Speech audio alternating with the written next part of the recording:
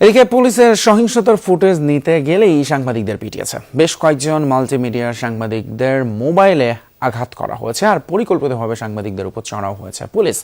এসব অভিযোগ করে অবিলম্বে এসব হামলাকারী পুলিশ সদস্যদের শাস্তির দাবি জানিয়েছেন মাল্টিমিডিয়ার সাংবাদিকরা। দুপুরে রাজধানী শাহবাগে জাতীয় জাদুঘরের সামনে পুলিশি হামলার প্রতিবাদে এক বিক্ষোভ সমাবেশ করেন হামলার শিকার সাংবাদিকরা। তাদের অভিযোগ, গতকাল হোটেল ইন্টারকন্টিনেন্টাল, প্রধান উপদেষ্টা বাসভবন যমুনা সহ আশপাশে বিক্ষোভ দমনে পুলিশ ছিল আক্রমণাত্মক। অনেক নিরীহ পথচারীও হামলা থেকে নিস্তার পায়নি। এ সময় পুলিশের দুঃখ প্রকাশ নিয়েও নিন্দা জানান তারা। বলেন, সাংবাদিকদের নিরাপত্তা দিতে ব্যর্থ হয়েছে রাষ্ট্র।